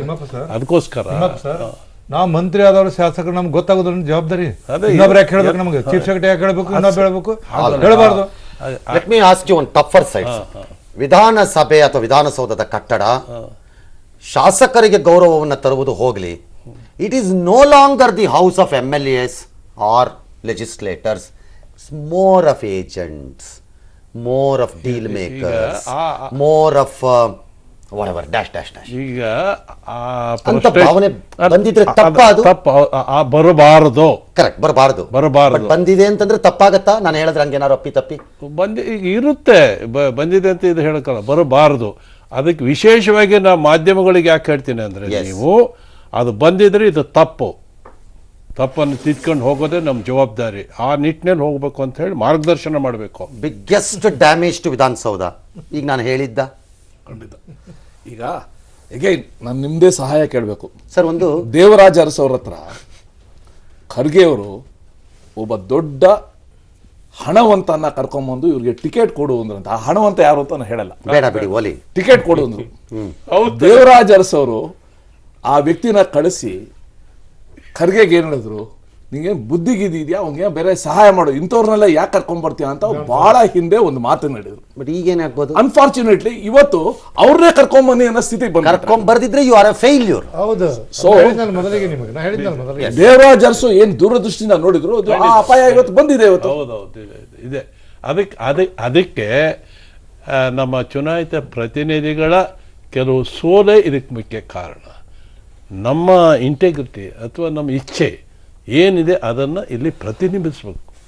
ನೋ, ನನ್ನ ಪಾಯಿಂಟ್ ಈಸ್, ಈ ಒಪಿನಿಯನ್ ಪರ್ಸೆಪ್ಷನ್ ಬಿಲ್ಡ್ ಆದಾಗ ನೀವು ವಜ್ರ ಮಹೋತ್ಸವನೂ ಮಾಡ್ಬೋದು, 100 ವರ್ಷದ ಕಾಲ ಇದನ್ನೂ ಮಾಡ್ಕೋಬೋದು. ಮನೆ ಕಟ್ಟೋದು ಸುಲಭ, ಮನೆ ಒಳಗಡೆ ಯಾರಿದ್ದಾನೆ ಅನ್ನೋದು ಇಂಪಾರ್ಟೆಂಟ್ ಅಲ್ಲ, ಅಲ್ಲಿ ನಡೆಯೋ ವ್ಯವಹಾರ ಏನು ಇಂಪಾರ್ಟೆಂಟ್. ಮಾಡಬಾರದಂಥ ಕಾನೂನಿಗೆ ಅಕ್ರಮವಾಗಿರುವಂಥ ಯಾವುದೋ ನಾನು ಏನೇನೋ ಮಾಡ್ಬಿಟ್ಟು ಬದುಕ್ತೀನಿ ಅಂತಂದರೆ ಆ ಮನೆಗೆ ಏನು ಹೆಸರು ಹೇಳ್ತಾರೆ, ಅದಕ್ಕೆ ಏನು ಹೆಸರು ಹೇಳಬೇಕು ಅದೇ ಹೇಳ್ತಾರೆ. ಹಾಗೆ ಈ ಮನೆಯ ಕೆಟ್ಟು ಹೋಗಿರುವ ಹೆಸರು ರಿಪೇರಿ ಆಗುವ ಸಾಧ್ಯತೆಗಳು ಹೋಗ್ಲಾರ ಏನಾರು ಆಶಾಭಾವನೆ ಏನಾರು ಇದೆಯಾ? ಈಗ ಆ ಥರ ಕೆಟ್ಟು ಹೋಗಿದೆ, ಇದು ರಿಪೇರಿ ಮಾಡೋಕ್ಕೆ ಬರಲ್ಲ ಅನ್ನೋ ರೀತಿಯಲ್ಲಿ ನೀವು ಭಾವಿಸ್ಕೊಡ್ದು. ಓಕೆ, ಗೊತ್ತಾಯ್ತಾ? ಕೆಟ್ಟು ಹೋಗಿಲ್ಲ, ಕೆಟ್ಟುವ ಸೂಚನೆಗಳು ಕಾಣ್ತಾ ಇದ್ದಾವೆ. ಅದಕ್ಕೋಸ್ಕರ ಈ ಹಂತದಲ್ಲೇ ಎಲ್ಲರೂ ಕೂಡ ಆ ಕೆಟ್ಟು ಹೋಗದ ರೀತಿಯಲ್ಲಿ ಸೂಚನೆಗಿಂತ ಬಹಳಷ್ಟು ಅದು ಡೆವಲಪ್ ಆಗಿದೆ. ಈಗ ಅದನ್ನ ಸರಿಪಡಿಸ್ಬೇಕು. ನಾ ಅದಕ್ಕೋಸ್ಕರ ಹೇಳಿದ್ದು, ಈ ವಜ್ರ ಮಹೋತ್ಸವವನ್ನ ಒಂದು ಅವಕಾಶವನ್ನಾಗಿ ತಗೊಂಡು ಮಾಡಬೇಕು. ಏನೇನು ಕೊರತೆ ಇದೆ, ಏನೇನು ವಿಕಾರತೆ ಇದೆ, ಅದನ್ನ V should have addressed it. ಆಗ ಇದು ಉಪಯುಕ್ತ ಆಗ್ತದೆ. ಜನ ನಿಮ್ಮನ್ನು ಕೇಳ್ತಾರ, ಎಂದಾದ್ರೂ ನಿಮ್ಮ ಕಾನ್ಸ್ಟಿಟ್ಯೂನ್ಸಿನಲ್ಲಿ ಏನ್ರೀ ಸರ ನೀವು ಅಸೆಂಬ್ಲಿಗೆ ಹೋಗಂಗಿಲ್ಲ ಏನಂತ ಕೇಳ್ತಾರೆ ಎಂದಾದ್ರೂ? ನಾವು ಕೇಳ್ತೀವಿ ನಿಮ್ಮ ಅಟೆಂಡೆನ್ಸ್ 60, ಯುವರ್ ಅಟೆಂಡೆನ್ಸ್ 30 ಅಂತ. ನಾನು I will be laughing actually. ಇಲ್ಲ, ಇರ್ತೀನಿ ಅದಕ್ಕೆ. ನನ್ನ ಹತ್ರ ಜನ ಬಂದಾಗ ಯಾಕೆ ಅಂತ ಹೇಳ್ತೀನಿ, ಸರ್ಕಾರದ ನೌಕರ 10 ಗಂಟೆಗೆ ಬರಬೇಕು ಅಂತ ರೂಲ್ಸ್ ಮಾಡ್ತೀರಿ, ಅವನ್ ಫಿಂಗರ್ ಪ್ರಿಂಟ್ ಹಾಕ್ಬೇಕು ಅಂತೀರಿ, ಅವನ್ ಫಿಂಗರ್ ಪ್ರಿಂಟ್ ಹಾಕ್ಬೇಕು ಅಂತೀರಿ, ಅವ್ನು ಬರ್ದಿದ್ರೆ ಸಸ್ಪೆಂಡ್ ಮಾಡ್ಬಿಡ್ತೀವಿ ಅಂತೀರಿ. ಮಂತ್ರಿಗಳು ಸ್ಪೆಷಲ್ ವಿಸಿಟೋ, ಎಮರ್ಜೆನ್ಸಿ ವಿಸಿಟೋ, ಫ್ಲಾಶ್ ವಿಸಿಟೋ ಏನೋ ಅಂತ ಕೊಟ್ಬಿಟ್ಟು ಸಸ್ಪೆಂಡ್ ಅಂತೀರಿ. ನೀವುಗಳೇ ಸದನಕ್ಕೆ ಹೋಗಲ್ಲ, ನೀವುಗಳೇ ಸದನಕ್ಕೆ ಬರಲ್ಲ, ಆಮೇಲೆ ಬೆಂಗಳೂರಿಗೆ ಬಂದ್ರು ಅಸೆಂಬ್ಲಿ ಒಳಗೆ ಹೋಗಲ್ಲ. ಹೀಗಿರ್ಬೇಕಾದ್ರೆ ಜನ ನಿರೀಕ್ಷೆ ಮಾಡ್ತಿದ್ದಾರ ರಾಜೀವ್? ಅಟ್ಲೀಸ್ಟ್ ಒಂದು ಕ್ವಿಕ್ ರೆಸ್ಪಾನ್ಸ್. ನನಗೆ ಜನಗಳು ಬಂದಾಗ, ಜಾತ್ರೆದು ಅಥವಾ ಮದುವೆದು ಇನ್ವಿಟೇಷನ್ ಕೊಟ್ಟಾಗ, ಅಸೆಂಬ್ಲಿ ಇದೆ ಅಂದಾಗ ಅವರು ರೆಸ್ಪಾನ್ಸ್ ಆಗಿರುತ್ತೆ, ಸರ್ ಏನು ಮಾಡ್ತಿರೋ ಗೊತ್ತಿಲ್ಲ, ನೀವು ಬರಲೇಬೇಕು. ಬಟ್ ನಾನು ಬಹುತೇಕ 99% ಅಟೆಂಡೆನ್ಸ್ ಇದ್ದೀನಿ, ಬಂದಿಲ್ಲ. ಸೊ ಜನರ ಮನಸ್ಥಿತಿ ಯಾವ ರೀತಿ ಇದೆ, ನೀವು ಅಸೆಂಬ್ಲಿಯಲ್ಲಿ ಭಾಗವಹಿಸಬೇಕು, ಅದು ಬಹಳ ಮುಖ್ಯ, ನಮ್ಮ ಕ್ಷೇತ್ರದ ಸಮಸ್ಯೆಯನ್ನು ಪ್ರತಿನಿಧಿಸಬೇಕು ಅನ್ನೋ ಮೆಂಟಾಲಿಟಿ ಇನ್ನೂ ಜನರಲ್ ಡೆವಲಪ್ ಆಗಿಲ್ಲ. ಆ ಜವಾಬ್ದಾರಿ ಜನಪ್ರತಿನಿಧಿಗಳು ಮೂಡಿಸಿಲ್ಲ ಸರ್. ಅದನ್ನ ನಾವು ಮೆಂಟಾಲಿಟಿ ಬಂದಿಲ್ಲ ಅಂತ ಹೇಳ್ಬೇಡಿ. No no no I am no no sorry sir, ನಾನು ಪೂರ್ತಿ ಕೇಳಿ. ಅಲ್ಲ, ಪ್ರಶ್ನೆಗೆ ಅವರಿಗೆ ಪೂರಕವಾಗಿ ನಾನು ವಾಪಸ್ ಬರ್ತೀನಿ. ಒಂದು ಬ್ರೇಕ್. All right. ಓಕೆ, ನಾನು ಕೇಳಬೇಕಾಗಿತ್ತು ಸರ್, ನೀವು ಎಲ್ಲ ಜನರ ಮೇಲೆ ಹಾಕ್ತಾ ಇದ್ರಲ್ಲ ಸರ್, ಜನಪ್ರತಿನಿಧಿಗಳು ಹೇಳ್ಕೊಡ್ಬೇಕು ತಾನೆ, ನಾವು ವಿಧಾನಸೌಧದಲ್ಲಿ ಏನ್ ಮಾಡ್ತೀವಿ, ನಮ್ಮೊಂದು ಏನ್ ಪರಿಹಾರ ಸಿಕ್ಕಿದೆ ವಿಧಾನಸೌಧ ಇಲ್ಲ ಅಂತ ಹೇಳಿ ನೀವೇ ಕಾಸು ಕೊಟ್ಬಿಡೋದು, ನೀವೇ ಜನರಿಗೆ ಬೈದ್ ಬಿಡೋದು. ನಾನು ಜನರಿಗೆ ಆ ಟೈಮಲ್ಲಿ ಹೇಳ್ತೀನಿ, ನನ್ನ ಗೆಲ್ಲಿಸಿದ್ದೆ ನೀವು ವಿಧಾನಸೌಧದಲ್ಲಿ ಸಮಸ್ಯೆ ಚರ್ಚೆ ಮಾಡ್ಲಿಕ್ಕೆ, ನಾನು ಯಾವ ಕಾರಣಕ್ಕೂ ತಪ್ಪಿಸಲ್ಲ ಅಂತ ತಿಳಿಸಿ ಹೇಳಿದ್ದೀನಿ. ಬಹುತೇಕ ಎಲ್ಲಾ ಜನ ಒಪ್ಕೊಂಡಿದ್ದಾರೆ. ಇದನ್ನ ಎಲ್ಲಾ ಜನಪ್ರತಿನಿಧಿಗಳು ಮಾಡಬೇಕು, ಮಾಡ್ತಾ ಇದ್ದಾರೆ ಕೆಲವು. ಈಗ ನೀವೊಂದು ಆವಾಗಲೇ ಹೇಳಿದಿರಿ, ಶಾಸನ ಸಭೆ ಅಂದರೆ ಅತ್ಯಂತ ಶ್ರೇಷ್ಠವಾದಂಥ ಉನ್ನತವಾದಂಥ ಕ್ಷೇತ್ರ. ಅದು ಆ ಕ್ಷೇತ್ರಕ್ಕೆ ನಾವು ಆರಿಸಿ ಬಂದಿದ್ದೀವಿ. ನಮ್ಮ ಜನರು ಪ್ರಜ್ಞಾಪೂರ್ವಕವಾಗಿ ಆರಿಸಿದನೋ ಒತ್ತಾಯಕ್ಕೆ ಆರಿಸಿದನೋ ಯಾವುದಕ್ಕೆ ಆರಿಸಿ ನಮ್ಮನ್ನು ಕಳಿಸಿದ್ದಾರೆ. ಇದನ್ನು ನಾವು ಮಾತಾಡ್ಬೋದು, ಮಾತಾಡದೇ ಇರ್ಬೋದು. ಮಾತಾಡಿದ್ರೆ ಅವಕಾಶ ಮಾತನಾಡಬೇಕು, ಇನ್ನೊಬ್ರು ಹೇಳಿದನ್ನು ಕೇಳಬೇಕು. ಈ ಕ್ಷೇತ್ರವನ್ನು ಅತ್ಯಂತ ಪವಿತ್ರ ಕ್ಷೇತ್ರ. ಇದರಲ್ಲಿ ನಾವು ಕಾಲಕ್ಕೆ ಸರಿಯಾಗಿ ಹೋಗಲೇಬೇಕು, ಭಾಗವಹಿಸಲೇಬೇಕು.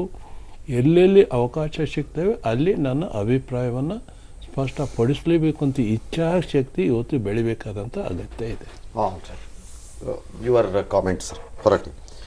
ಇದೆಲ್ಲ ನಾವು ಹೇಳಿದ ಮೇಲೆ ನಿಮ್ಗೆ ಈಗಲೂ ನೀವು ಎದ್ದು ಹೊರಡುವುದಕ್ಕೆ ಮೊದಲು ಈ ಕಾರ್ಯಕ್ರಮದಿಂದ ಆ ಆಶಾಭಾವನೆಯಿಂದ ಎದ್ದು ಹೋಗ್ತಿರೋ ಅಥವಾ ಬಹುತೇಕ ಭಾರತೀಯರ ಥರ ಇದು ಮಗದೊಂದು ವ್ಯರ್ಥ ಹಳವಂಡ ಅನ್ಕೊಂಡು ಹೊರಡ್ತಿರೋ? ಈಗ ರಾಜೀವ್ ಹೇಳಿದ, ನಮ್ಮಲ್ಲೇ ಕೌನ್ಸಿಲ್ದಲ್ಲಿ ಈಗ ನಿಮ್ಮ ಮಾಧ್ಯಮದವರೆಲ್ಲ ಟಿ ವಿಗೆ ಬರ್ತಾರೆ, ಯಾಕೆ ಸರ್ ಇವತ್ತು ಕಾಣಿಸ್ಲೇ ಇಲ್ಲ ನೀವು ಕೌನ್ಸಿಲ್ ಅಂತ ಕೇಳ್ತಾರೆ ನಮ್ಮನ್ನು. ಎಲ್ಲೋ ಬರಲಿಲ್ಲ ಏನೋ ಬರಲಿಲ್ಲ ಅಂದರೆ ಅಕಸ್ಮಾತ್ ನೀವು ತೋರಿಸ್ತಿದ್ರು ನಾವು ಕೆಳ ಕುಂತಾಗ, ಯಾಕೆ ಸರ್ ಇವತ್ತು ನೀವು ಕಾಣಲಿಲ್ಲ ಅಂತ ನಮ್ಮಲ್ಲಿ ಕಾಣಿಸ್ತಾರೆ ಮಾಡ್ತಾರೆ. ಬಟ್ ಏನಾಗಿದೆ ಪರಿಸ್ಥಿತಿ ಅಂದರೆ, ನಾವೊಂದು ಉದಾಹರಣೆ ಹೇಳ್ಬಿಡ್ತೀನಿ. ನಿಮ್ಮ MB ಹೊರಕೇರಿ ಅಂತ ತಿಳ್ಕೊಂಡು ಒಬ್ಬರು MLA ಬಾದಾಮಿ ಅವರು, ಜಂಗಲ್ ಅಂತ ಒಬ್ಬರು ಬೀಳಿಗೆ ಅವರು. ನಾವು 76 ಪಾಸ್ ಕೇಳಕ್ಕೆ ಹೋದೆವು, ಅಸೆಂಬ್ಲಿ ಒಳಗೆ pass ಕೇಳ್ತೀರ.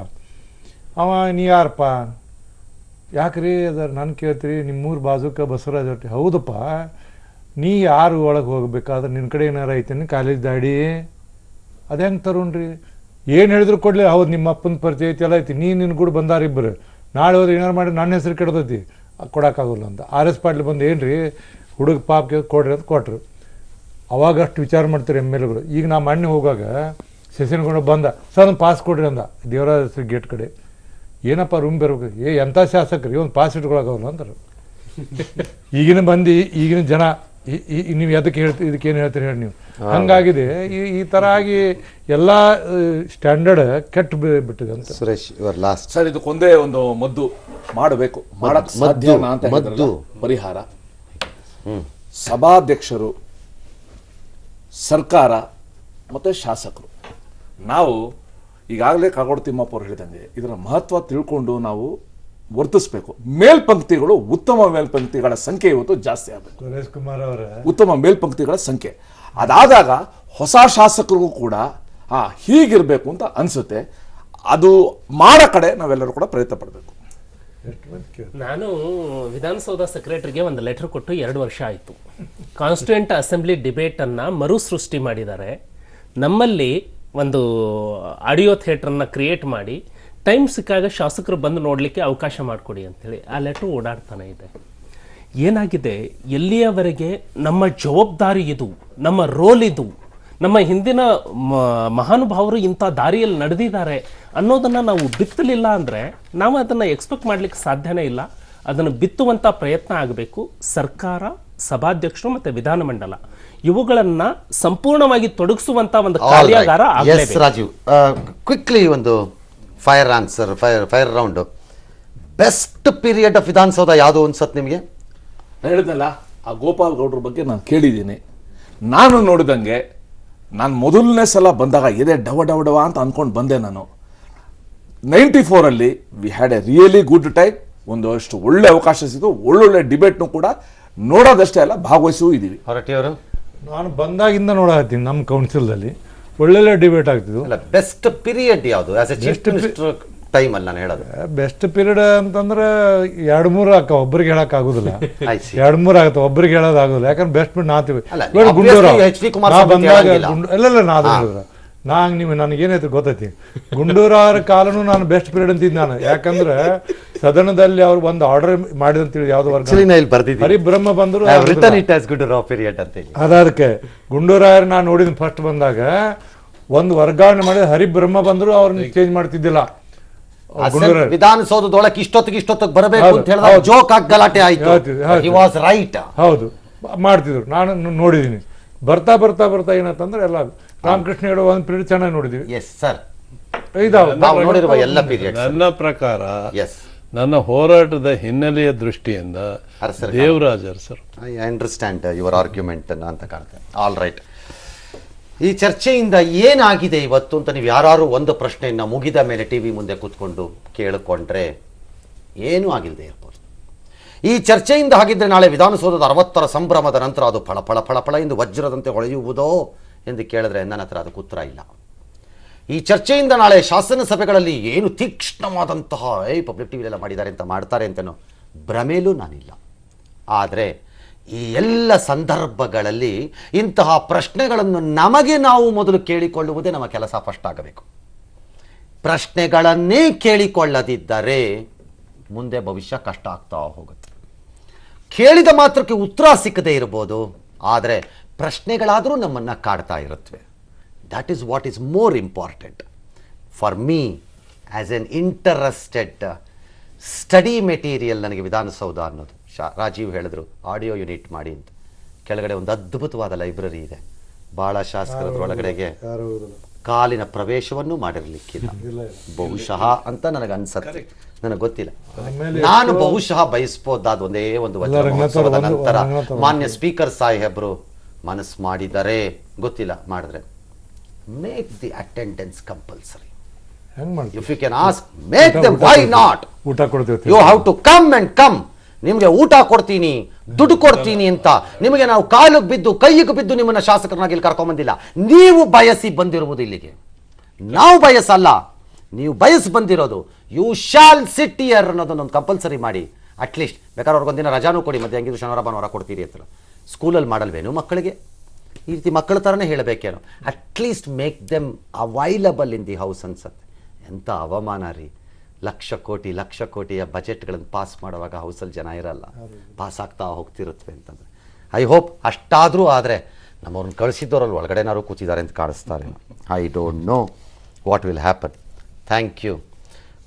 One of the most wonderful respected panel we had ಇವತ್ತು ಅಂತ ಅನಿಸುತ್ತೆ. ಪ್ರಾಬಬಲಿ ಭಾಳ ದಿನ ಆದಮೇಲೆ ಅಸೆಂಬ್ಲಿ ಥರ ನಮ್ಮ ಸೆಷನ್, ನಮ್ಮ ಚರ್ಚೆ ಆಗಲಿಲ್ಲಪ್ಪ. ಯಾರು ಏನು ಮಾತಾಡ್ತಿದ್ದಾರೆ ಅಂತ ಯಾವನಿಗೂ ಅರ್ಥವಾಗದೇ ಇರೋ ರೀತಿಯಲ್ಲಿ ನಮ್ಮ ಚರ್ಚೆ ಆಗಲಿಲ್ಲ. I felt it was meaningful. I felt it was little thought provoking. ಚರಿತ್ರೆಯ ಪುಟಗಳನ್ನು ಒಮ್ಮೆ ಕೆದಕಿ ಆಚೆ ಬಂದಂಗೆ ಆಯಿತು. ಈ ಹಿಸ್ಟ್ರಿ ಯಾವಾಗಲೂ ಹಾಗೆ ಬ್ರಿಲಿಯಂಟ್. ಇಷ್ಟಪಡದಿದ್ರೆ ಭಾಳ ಕಷ್ಟ ಅರ್ಥ ಮಾಡ್ಕೊಳ್ಳಿ. Thank you. ನನ್ನ ಆನರ್ಡ್ ಗೆಸ್ಟ್ಗೆ ಮಾನ್ಯ ಶ್ರೀ ಮಂತ್ರಿಗಳಾದ ಕಾಗೋಡು ತಿಮ್ಮಪ್ಪನವರು, ಶ್ರೀ ಬಸವರಾಜ ಹೊರಟ್ಟಿ, ಶ್ರೀ ಸುರೇಶ್ ಕುಮಾರ್ ಹಾಗೂ Shri Rajeev. Thank you. Of course ನನ್ನ ಕೊಲೀಗ್ ಅರುಣ್ ಬಡಿಕೇರ್.